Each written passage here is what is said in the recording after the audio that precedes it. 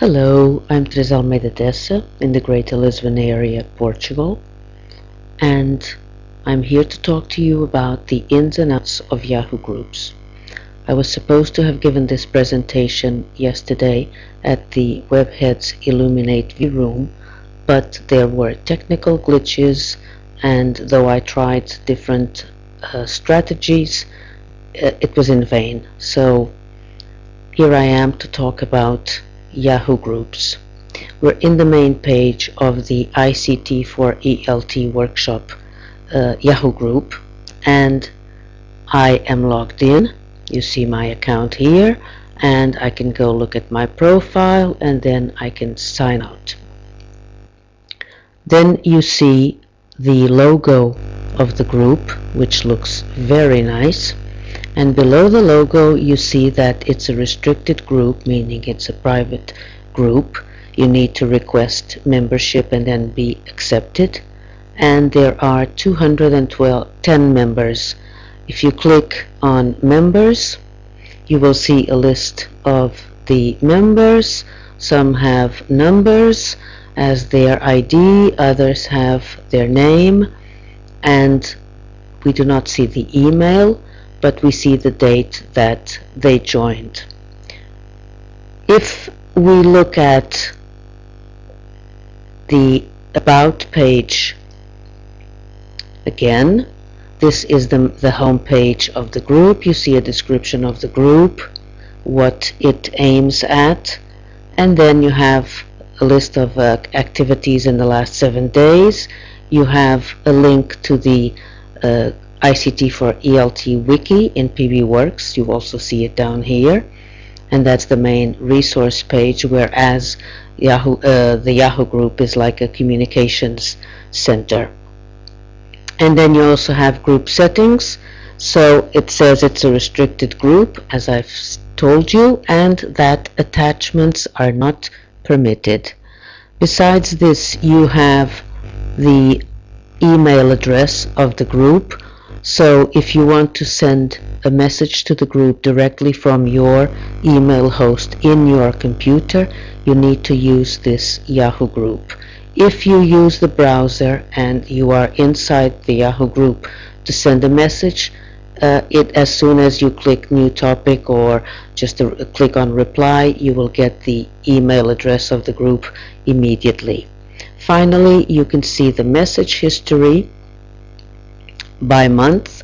So this means that this month has already had 372 messages going back and forth, which is quite a lot of activity. Let's continue and take a look at membership. And in the membership, you can go to your, I have the indication of my Yahoo profile and the email address I want my messages to go to. If I want to edit something in my membership, I click on Edit Membership, and then I click the pencil icon to edit any of these settings. Don't click this one to leave the group, or you may be in trouble. Finally, there is this question mark, which is a link to the help page, and in the help page you have different links, and you can also search by the topic that you're looking for.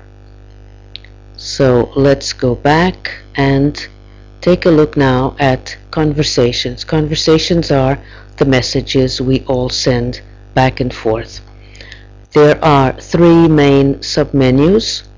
We are in the submenu messages, and you can also search the messages by the number of the message if you take note of it, and there are different ways you can view it. This is for you to explore.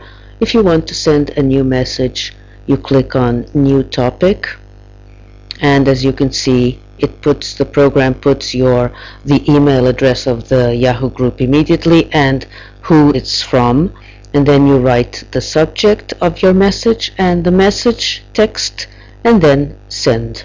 At the moment I'm going to cancel. So we're looking at messages here, and let's suppose that I wanted to read this ICT for ELT help.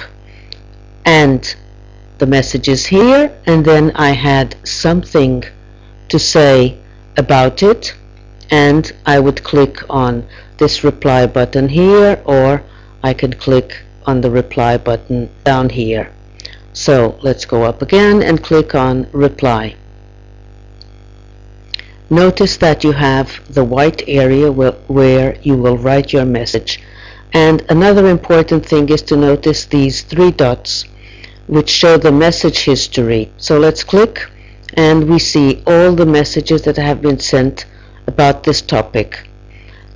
This is probably not necessary for your reply, so you should select and delete whatever you don't want. Okay, I'm not going to do that, but I select and then I just click on the delete button.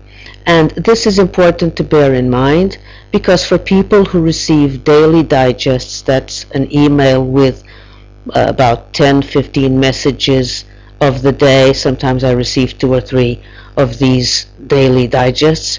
It's important that each message has